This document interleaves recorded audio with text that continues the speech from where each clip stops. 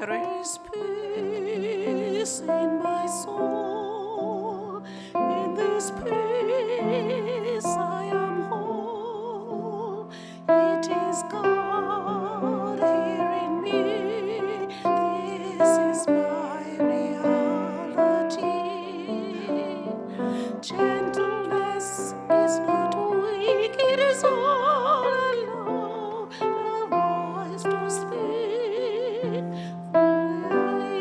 When I'm so gentle, peace is all I know. There is peace.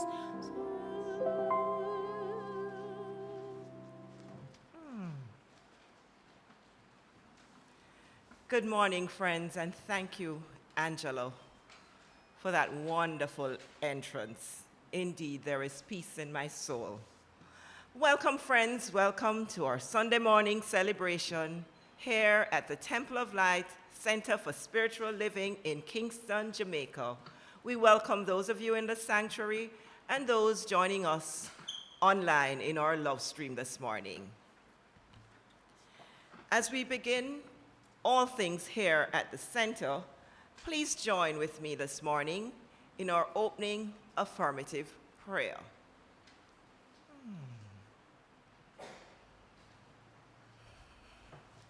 So as we become still, recognizing that one power and presence, God, operating in, through, and as each one of us this morning, we are one with this power and this presence, and we know that it is God operating through every aspect of this morning's celebration.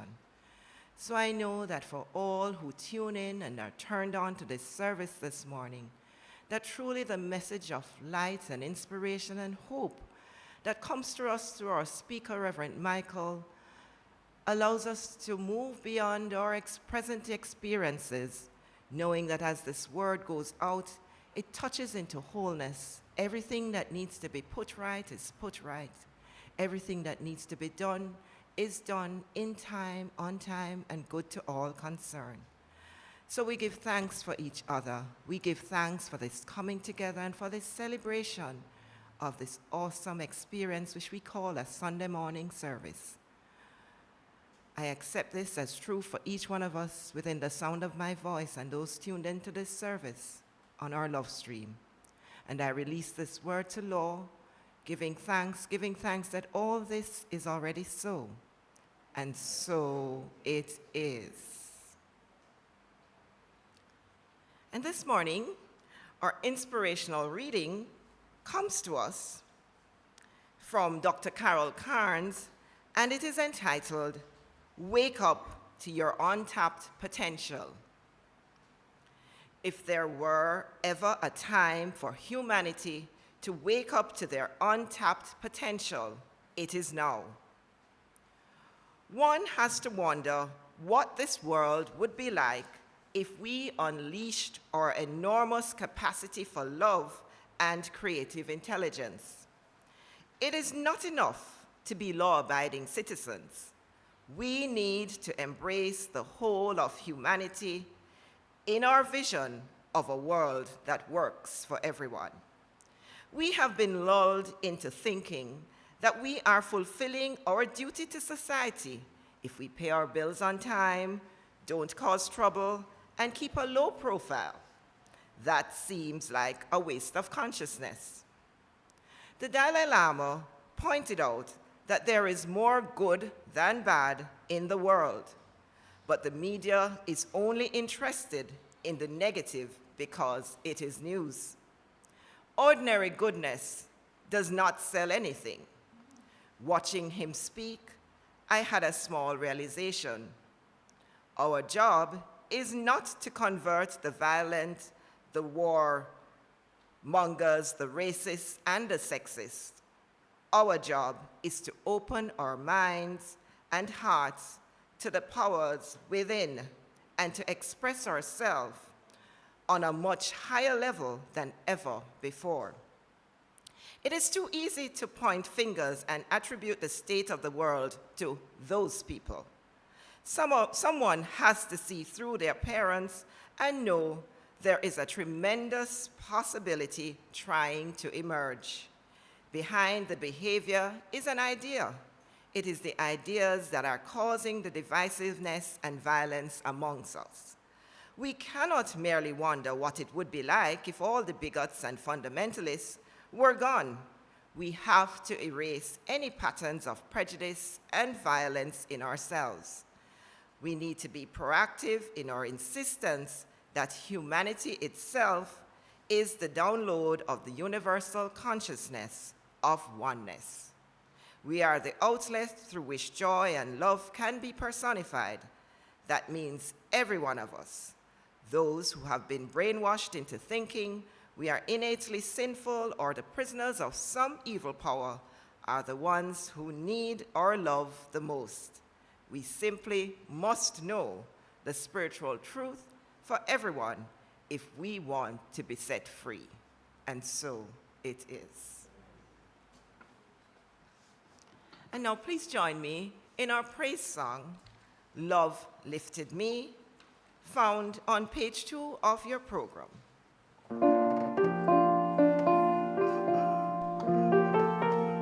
Please stand.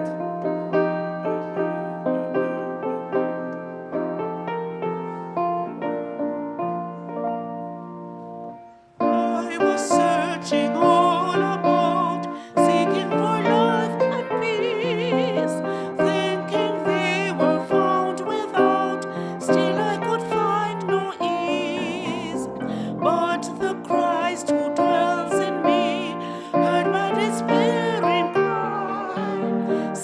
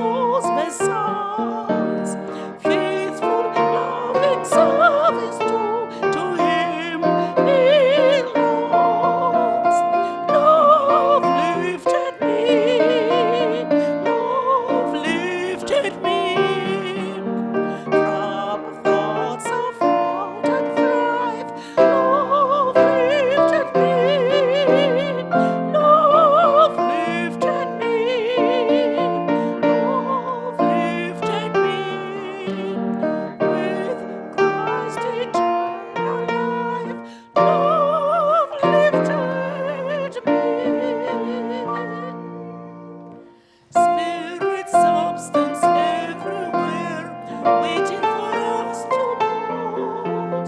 With Christ Jesus we can share treasures of worth untold. Words and thoughts have molding power, so let us careful be, knowing that we're building on eternity. Love lifted me, love lifted me from thoughts of doubt and strife. Love lifted me, love lifted me, love lifted me with Christ eternal life. Love lifted me.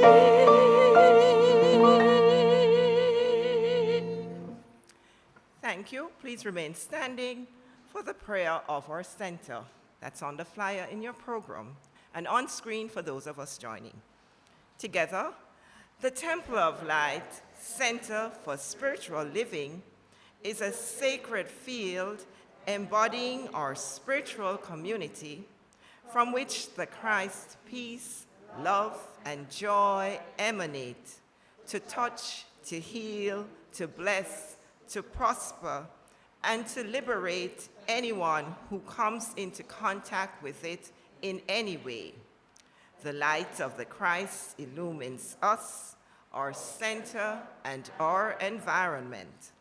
Our spiritual community is filled with and surrounded by the presence of God and is growing from strength to strength.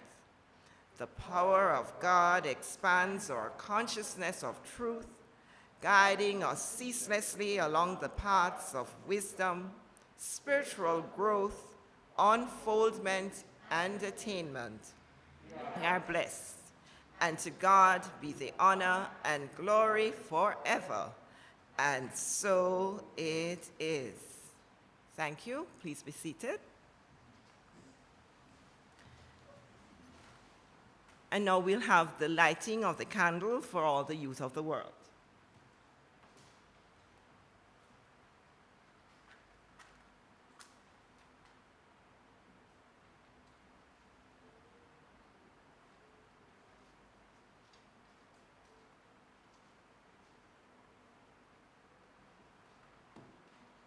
I light this candle on behalf of all the youth of the world.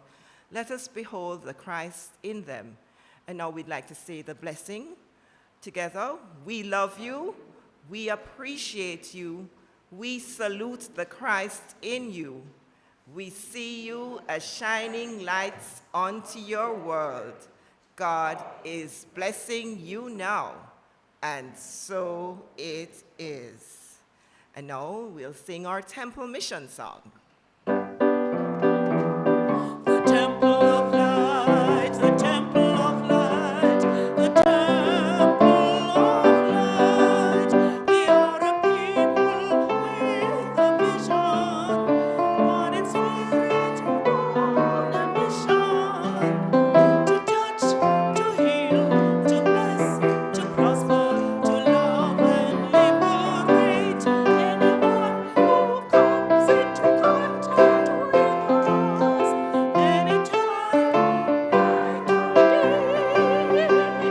The temple of light, the temple of light, the temple of light. We are a people with a vision, one in spirit, on a mission. To touch, to heal, to bless, to prosper, to love and liberate anyone who comes into contact with us, anytime, night or day. Yay. Awesome. And now, please join me for this morning's announcements. Do we have any first-time guests worshiping with us this very special morning? And whether you are in the sanctuary or online, welcome to our Hearts and to our beautiful Temple of Light Center for Spiritual Living. We trust that you will come again and again to share your consciousness with us. Our sanctuary this morning is decorated with plants from the temple garden, as well as beautiful blooming spathiphyllum, which was a 40th anniversary gift from Reverend Dr. Sheila McKeithon and our brothers and sisters at Universal Center of Truth for Better Living. Thank you, UCT, for the warm wishes which came with your gift. Awesome. Friends, although restrictions have been relaxed somewhat, we are still streaming live every Sunday at 9 a.m. and on Tuesday evenings at 6 p.m. The recording is also available later on YouTube, and the schedule of our temple activity is posted online on the Temple of Light Facebook page, and you may see them now on your screen. Classes. Please join Reverend Sonia Davidson and Ann Shand on Thursday evenings from 7 p.m. to 9:30 for a 5-week class on Zoom based on the book, The Mental Equivalent by Emmett Fox. Kindly call or email the office to register and receive the link. Friends, we have a very special occasion coming up. It's our extraordinary general meeting. Please be sure to attend our extraordinary general meeting, which will be held in the sanctuary and live streamed via Zoom next Sunday, July 18, 2021, commencing at 10:30 a.m.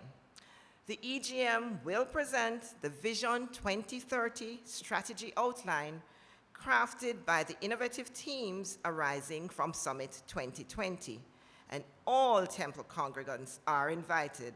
The Zoom link will be sent out this week by email. Please make every effort to be here if you are in person and to join us on Zoom.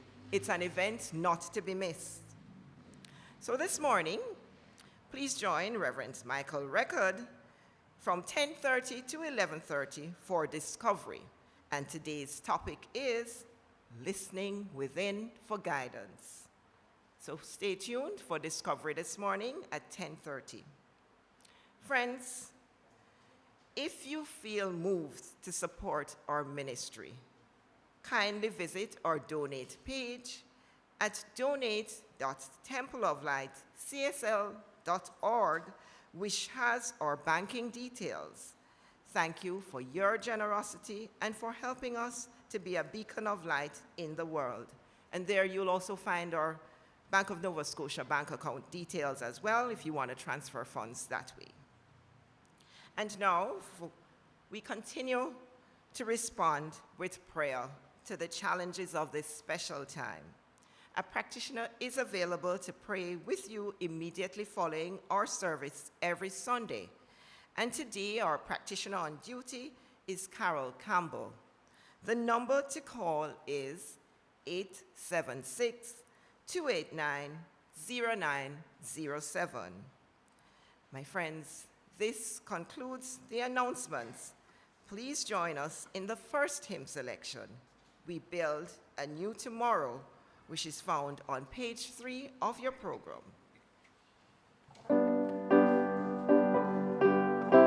Please stand.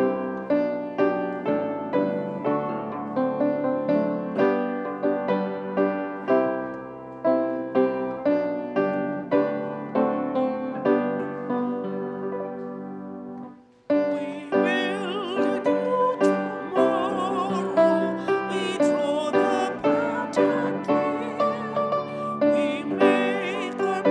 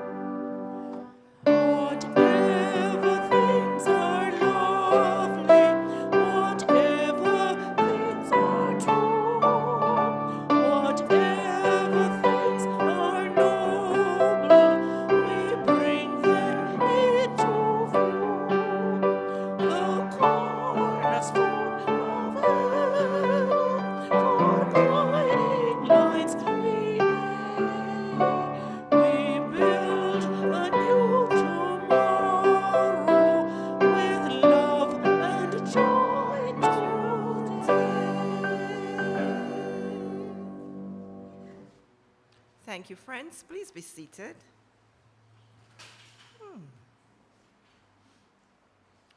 And so, our speaker this morning is one of our staff ministers here at the temple. He's also a teacher, a prolific writer, and he's here to share with us another of his carefully crafted messages, which is sure to give us much food for thought. My friends, please help me welcome Rev Michael Reckord to deliver this morning's message. Rev Michael.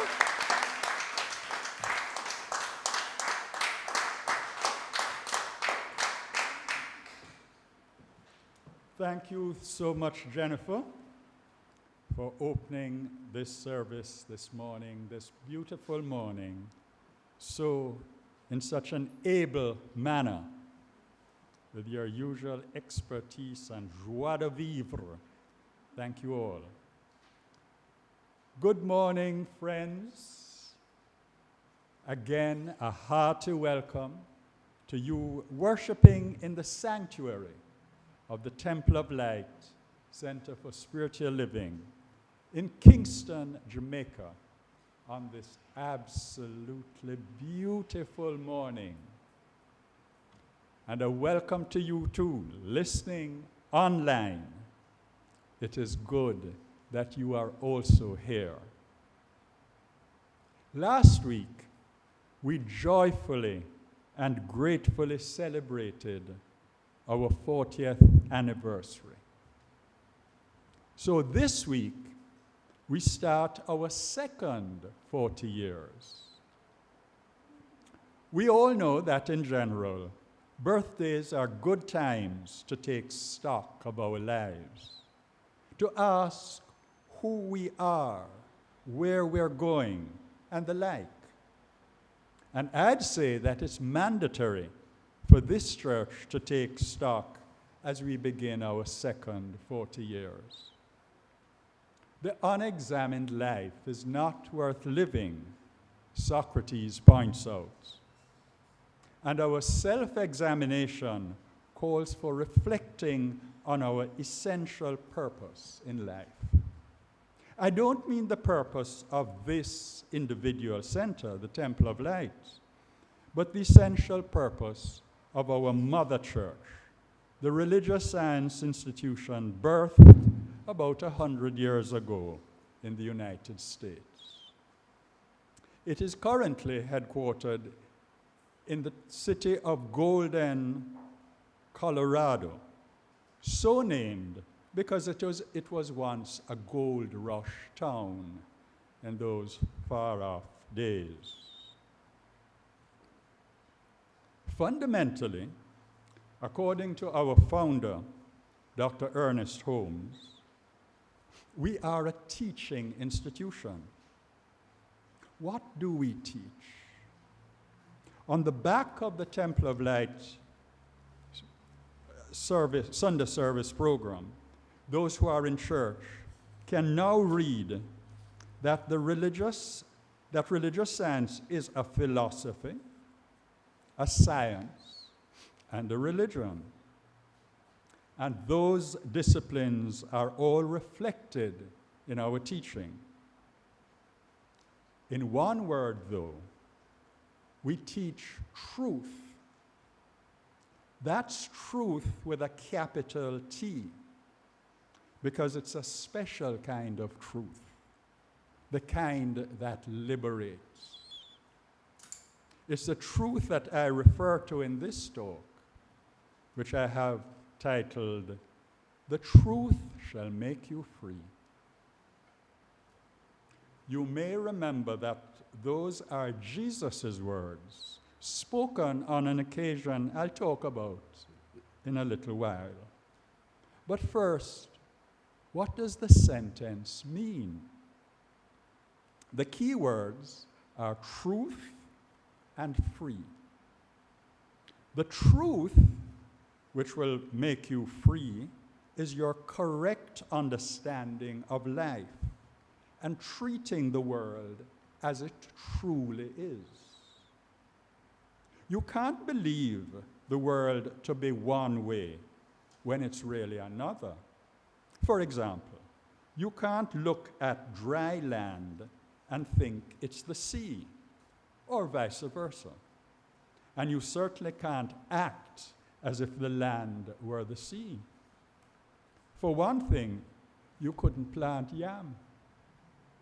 Secondly, you could drown if you mixed up land and sea. People who are hallucinating, seeing pink elephants in the room, for example, are not experiencing the world as it truly is. Now for the word free. Being free, I define as having the ability to do what you want in life, to fulfill your potential, self-actualize, as Maslow used to put it. That means having health and energy and sufficient stuff, physical material, to create or buy what you want. A sculptor, for example, would need clay or marble. A pianist or a composer would need a piano.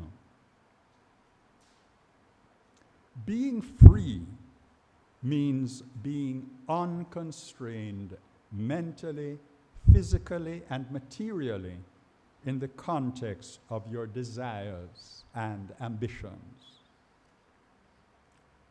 Now, the word truth is also found in the following excerpt from an Ernest Holmes essay, Essence of Science of Mind. The passage explains in simple, down-to-earth, non-theological terms what we teach. And I quote, "We teach that right thinking will result in a greater experience of success and abundance.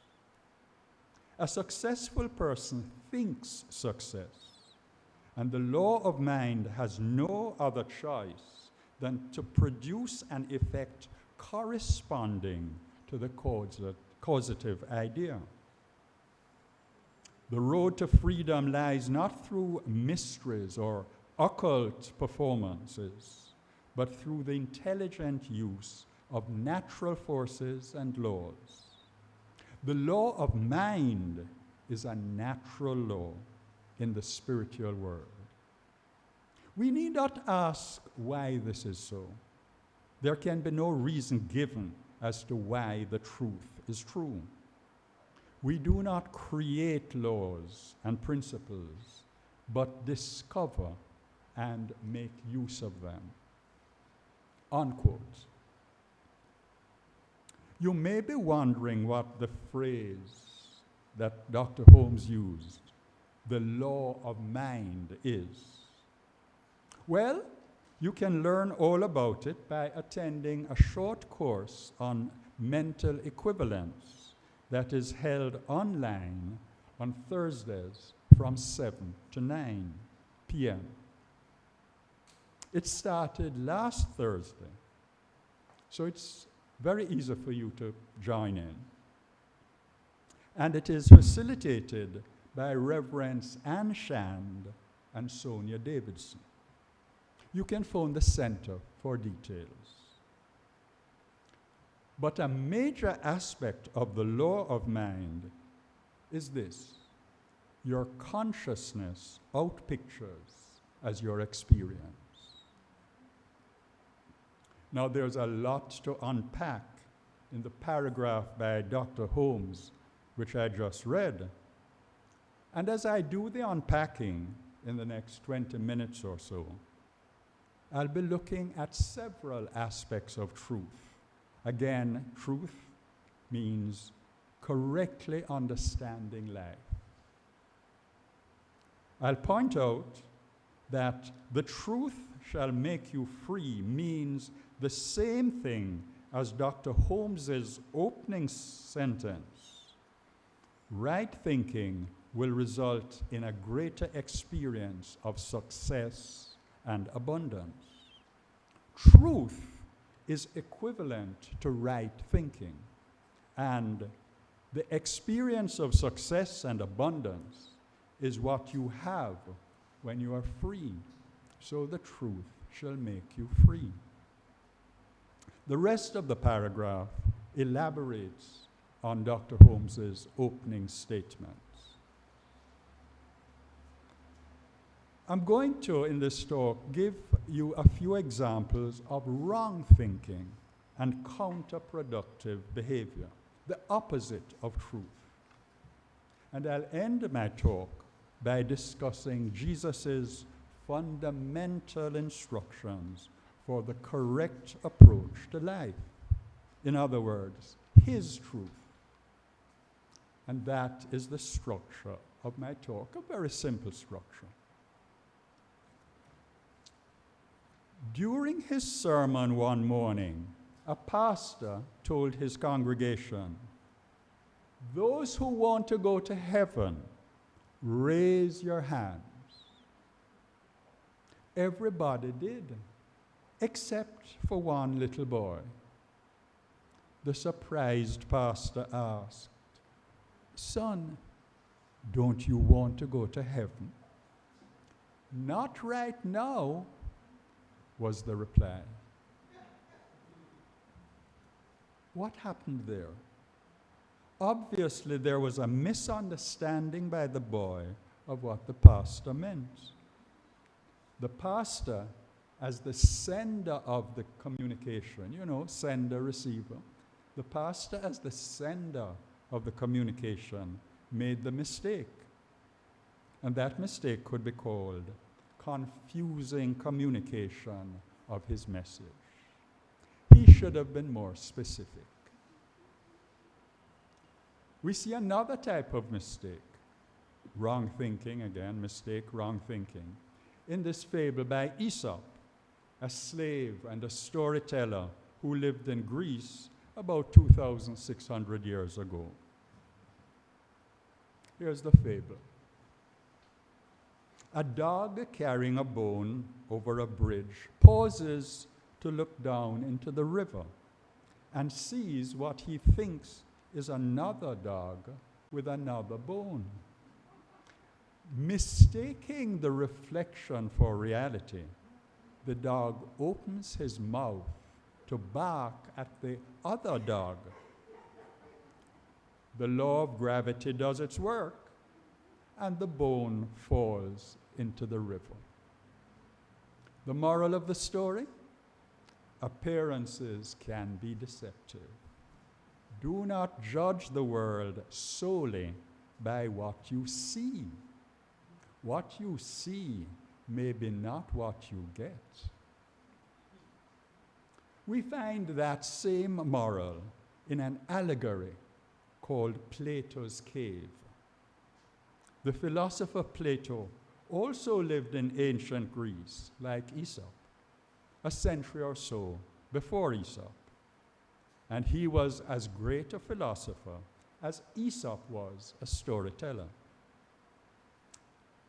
Plato's Cave, the allegory, tells of a group of people who have been chained inside a cave all their lives. They watch shadows on a wall from objects passing in front of a fire. They give names to these shadows, which are the prisoner's reality. They have never seen anything else. Plato is saying in this allegory that many humans, perhaps most of us, are the prisoners, and the world is our cave. Things that we think are real are actually just like the shadows on a wall. Now, what would happen if one of the prisoners escaped and left the cave, encountered the real world outside, and came back into the cave and spoke of the very different sunshine-lit real world out there? And I can't help looking outside at our sunshine-lit world in the Temple of Light premises. What would happen if somebody left the cave, went outside experiencing the real world with trees, animals, mountains, and rivers? You know the Jamaican saying? If fish come from river bottom and tell you say shark down there, believe him.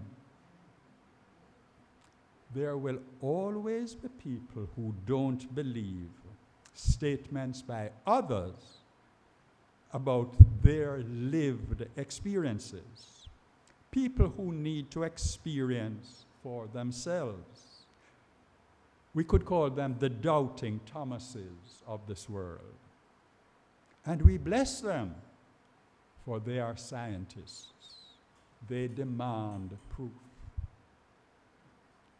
But what of the others who refuse to accept any new information or scientific data that could cause them to change their worldview? Their stubbornness or inflexibility results in their refusing to move with the times and choosing to live in the past. Some of you might remember the Charles Dickens character, Mrs. Havisham. She lived in the past. They may be proud that they are conservative and like looking back to the good old days, as they call them. But it is not an intelligent way to live. Time keeps moving. You can't stop it. Life keeps changing. You can't stop it. But here's a confession. I was like that when it came to cell phones. I refused to get one. And even after my wife gave me one for my birthday, it was a month before I used it. And now, I can't live without it.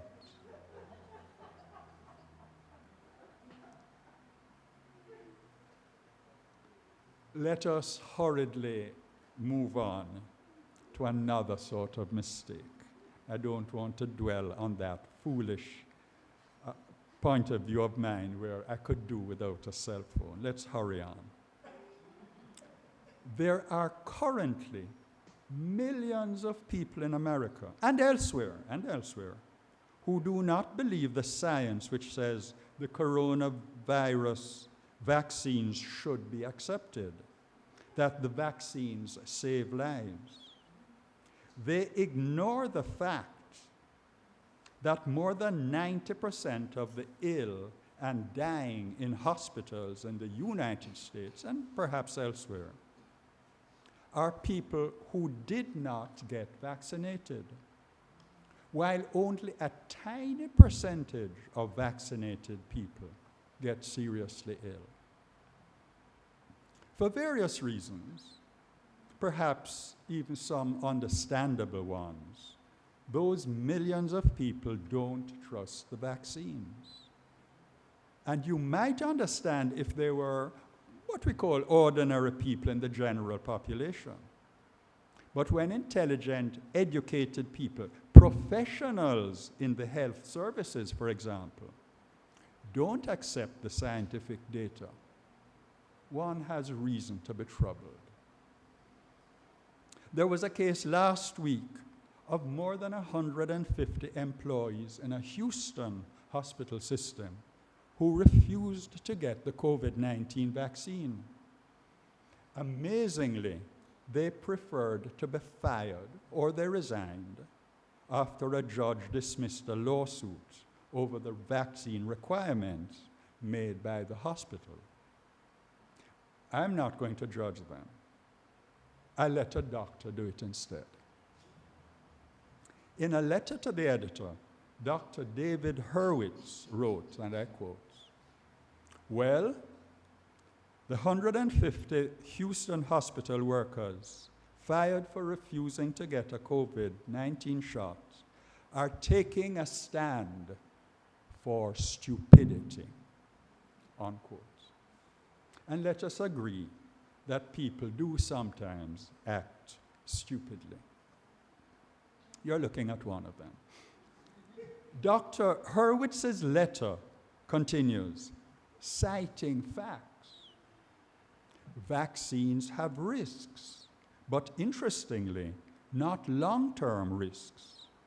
Vaccine reactions occur within a month and not after that.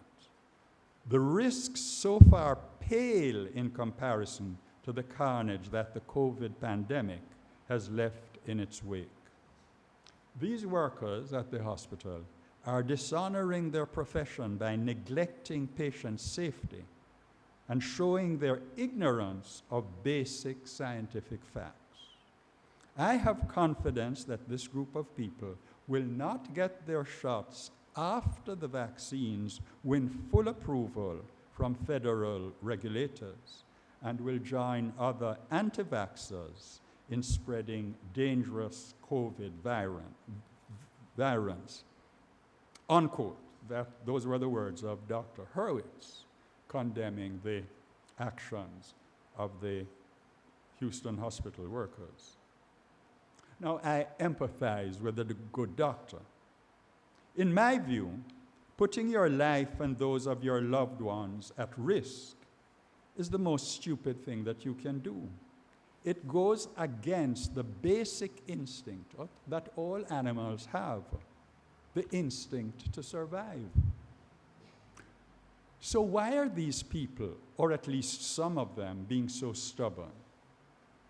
This news item gives one explanation, and I quote, "A recent Washington Post ABC News poll showed 74% of people who haven't been vaccinated say they probably or definitely won't get vaccinated. The divide fell sharply among party lines.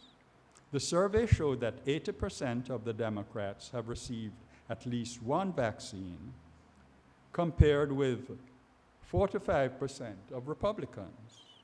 Only 6% of Democrats said that they are not likely to get vaccinated, compared with 47% of Republicans, including 38% of Republicans overall who said they definitely will not get the vaccine." And that's unquote. So there you have another activity.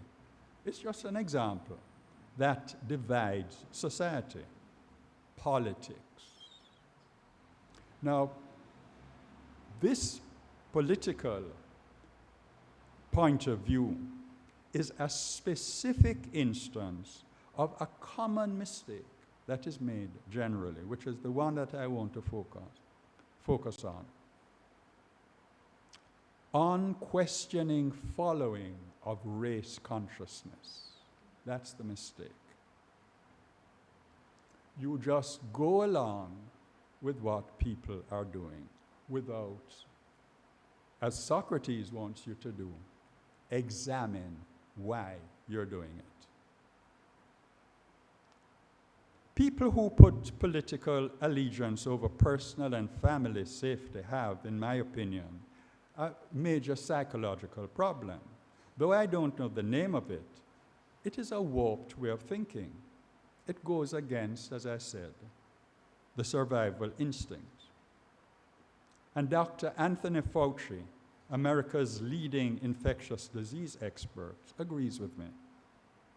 One news item said that he lamented the divisiveness that has plagued the United States in its efforts to counter the pandemic, and stressed that the overwhelming proportion of people who are getting seriously ill or dying from COVID-19 are those who are unvaccinated.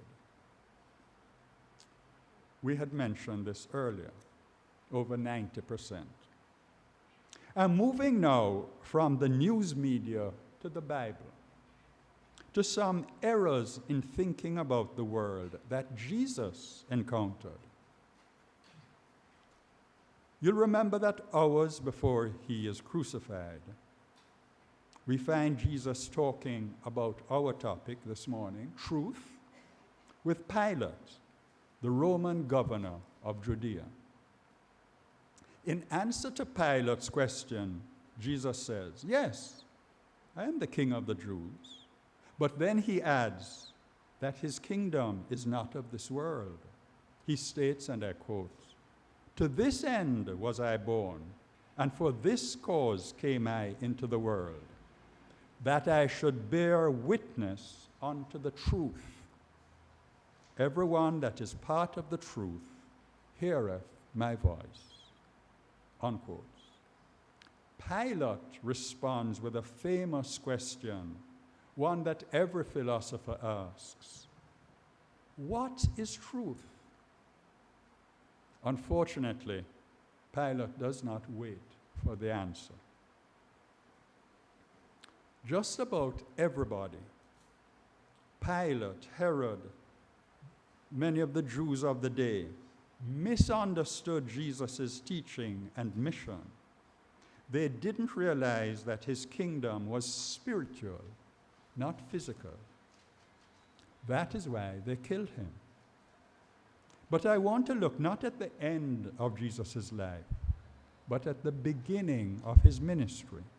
Specifically, I want to discuss the 3 mistaken suggestions made by what the Bible refers to as the devil when Jesus was in the wilderness. According to the Metaphysical Dictionary, the wilderness represents wild thoughts, and I can buy that. In Luke 4, we read that after his baptism at age 30, Jesus is led by the Spirit into the wilderness for a 40-day retreat. The gospel tells us that Jesus frequently took himself away from the world to commune with the God within. The 40-day period is the longest retreat that we read of in the Bible.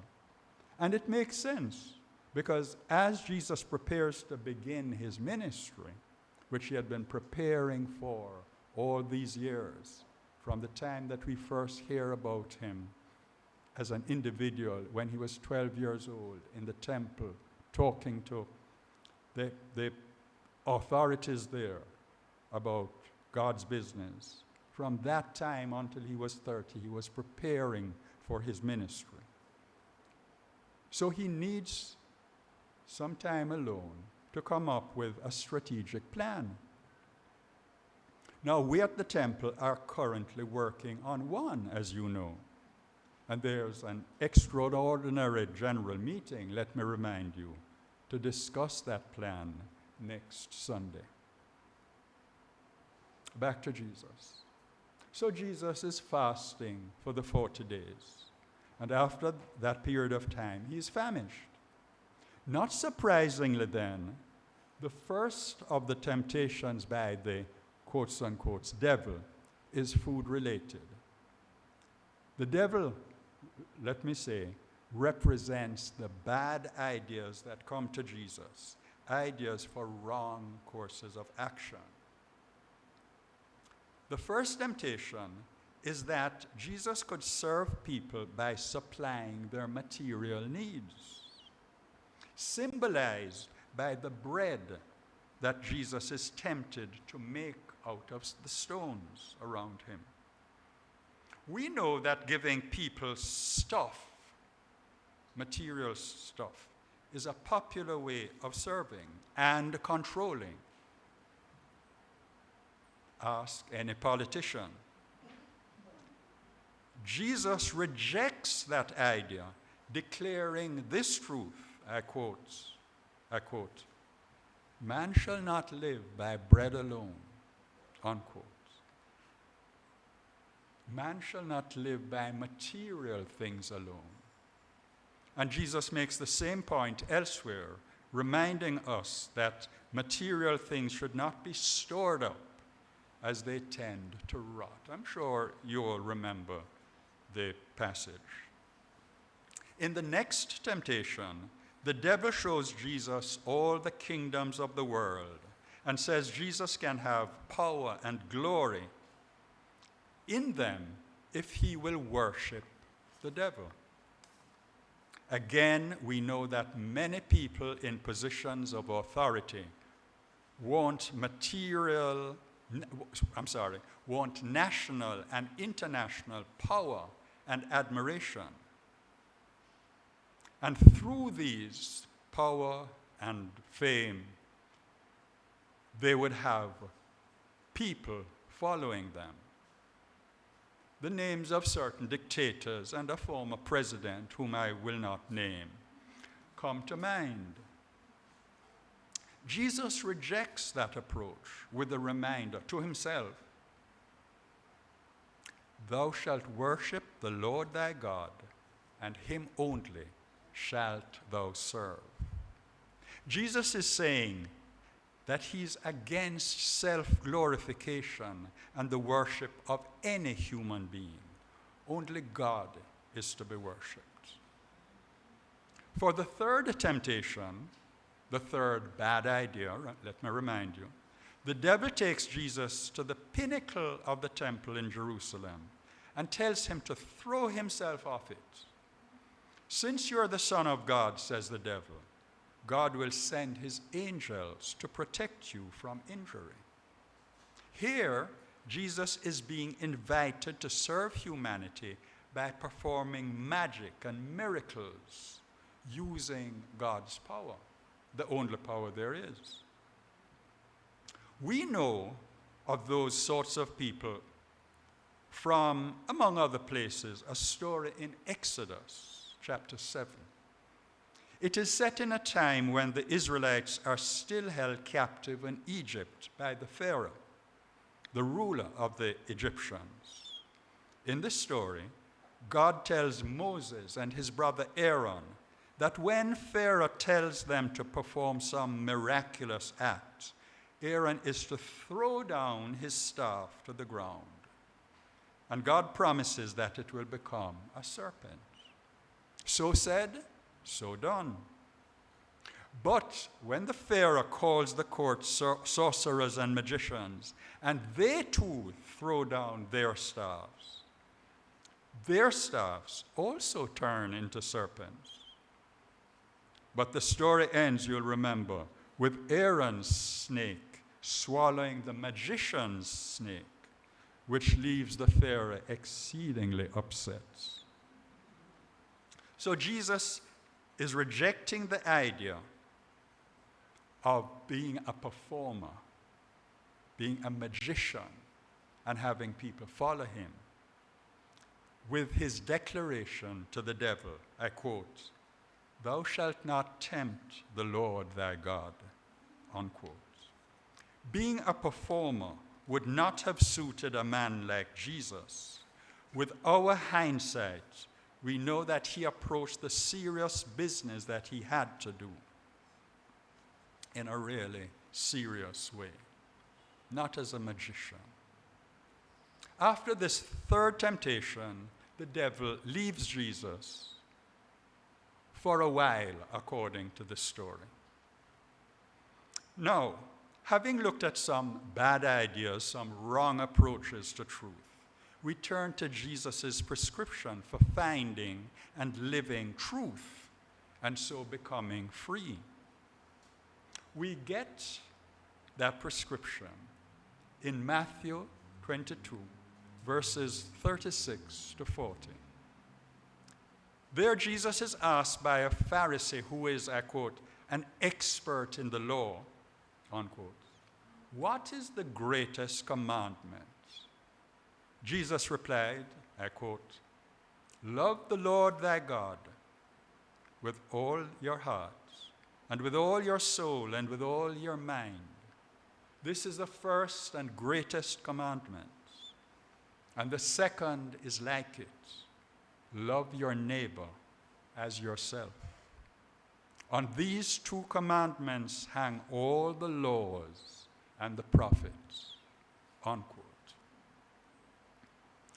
Unpacking this prescription, we hear Jesus saying we should love God with all our emotions, that's our heart, all our spiritual essence, that's our soul, and all our intellect, that's the mind part of us. And he adds that that first and greatest commandment is just like the other one. Love your neighbor as much as you love yourself. He seems here to be equating love of neighbor and self to love of God. Could this be so? Yes, indeed. For in Matthew 25, he says that what good you do to the least of men, like feeding, clothing, or sheltering them. You probably remember the passage. Whatever you do to the least of them, you do to God. In other words, you love God by loving your fellow man. Please note that this thinking is in line with Science of Mind teaching that we are all connected, and in fact we are all one, all united in the body and mind of God. And that is the truth that shall make you free. Namaste.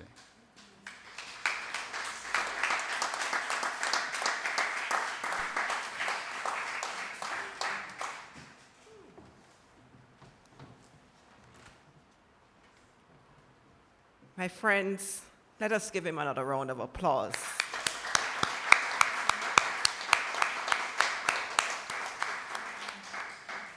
Thank you, Reverend Michael, for unpacking the truth shall set us free. Remember, friends, consciousness creates our experience. And so we need to take that thought with us as we go through this week.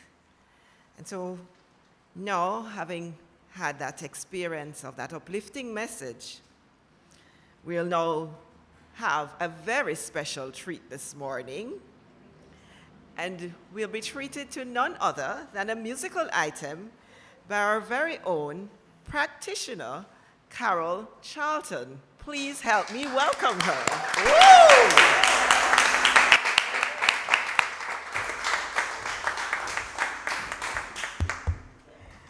Good morning, all. Thanks for being here.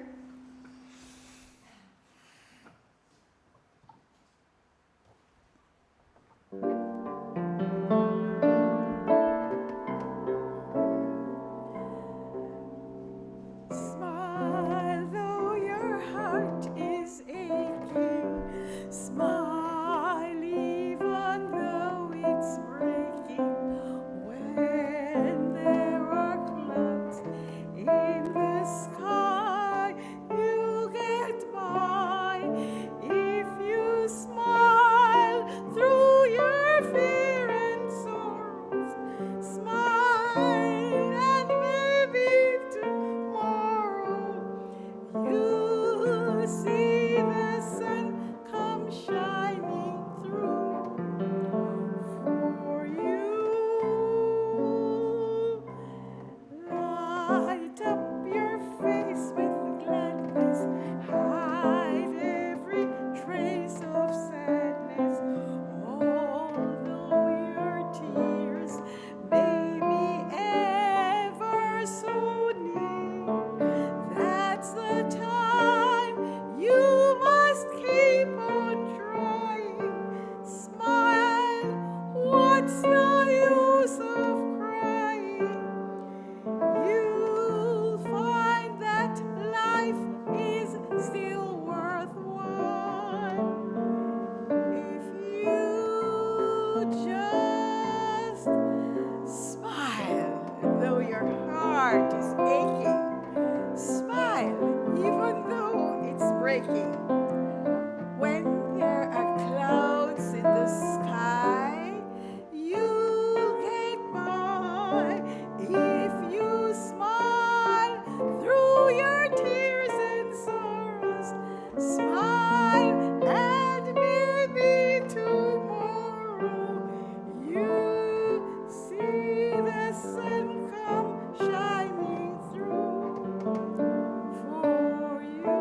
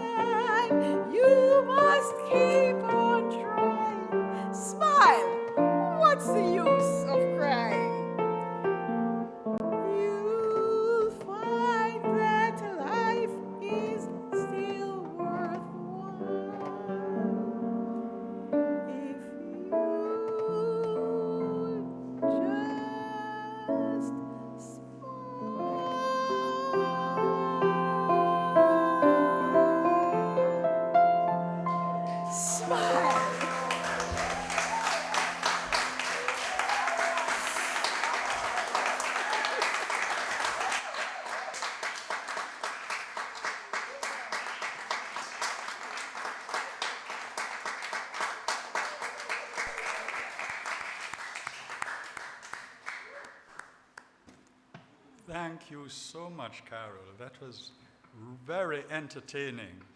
Half sung, half spoken. The way that Rex Harrison does it, some of you will remember, in My Fair Lady. And he too is entertaining. Thanks again, Carol. That was very pleasant.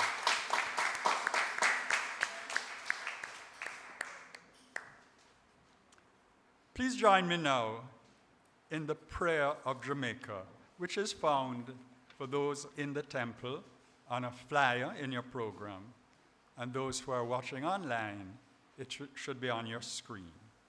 The prayer of Jamaica. Together, please stand, please stand.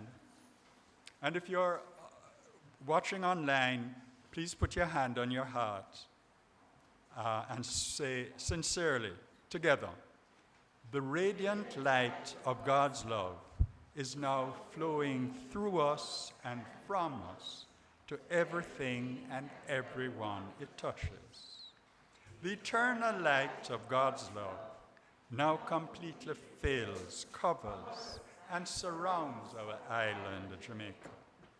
The glowing intensity of the light of God's love now interpenetrates and awakens within the hearts and minds of our countrymen and women the truths of life which set free. The light of God's love is growing and glowing in intensity in the hearts and minds of mankind everywhere. Love, health, harmony, goodwill, peace, uprightness, integrity, joy, prosperity, kindness, and our oneness under God are now established, and so it is. Please remain standing for our hymn, Love Divine, or Love Excelling, which is on page 3 of your program or on your screen.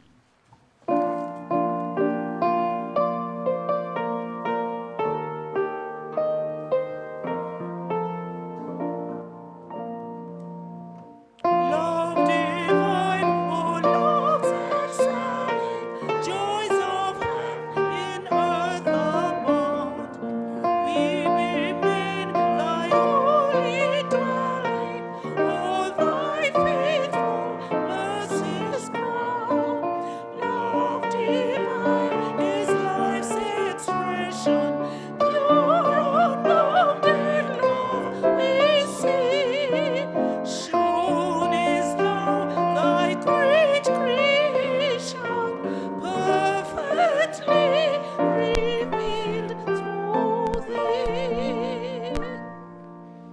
Praise to thee, O great Creator, praise be thine from every tongue. O let every living creature join the universal song. Spirit, source of all being, free eternal life is thine. Hail the God of all salvation, praise him, he is love divine.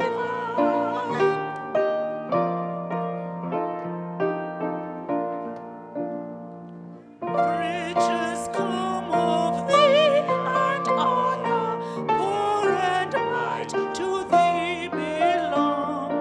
Thine it is to make us prosper, only thine to make us strong. Lord, to thee, thou God of mercy, hymns of gratitude we raise. To thy name forever glorious, ever we address all praise.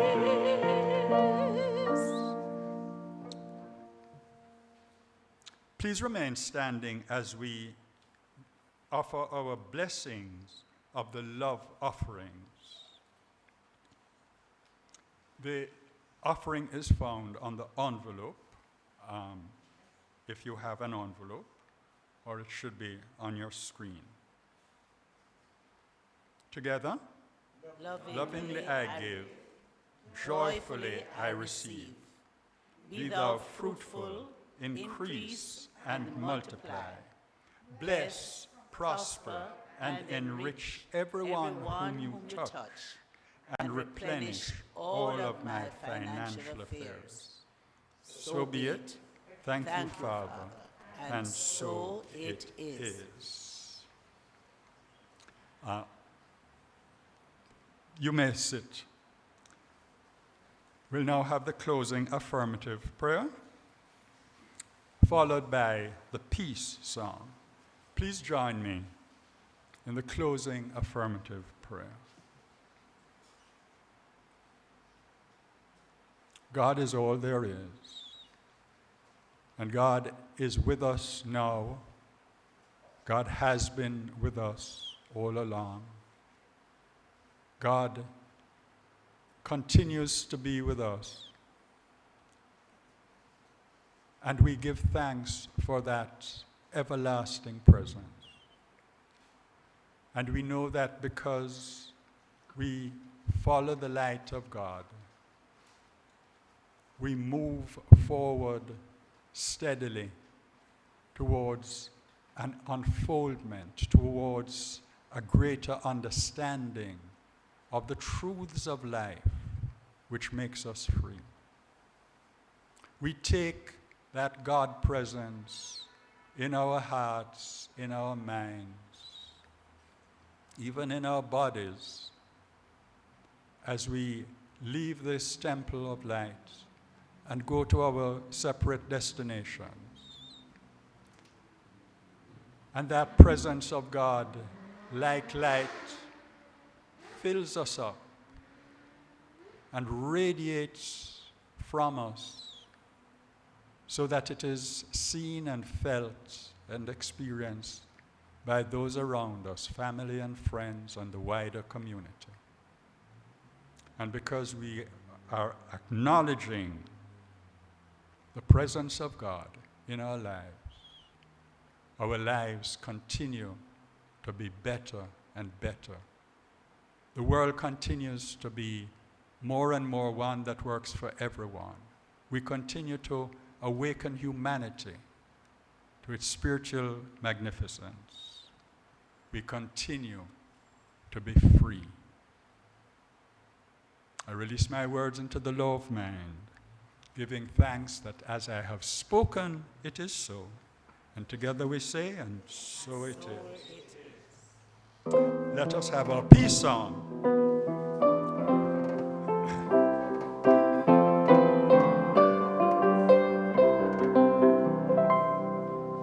Yes, there is peace on earth, and yes, it begins with me. Yes, there is peace on earth, the peace that was meant to be, with God as our power, family honoring.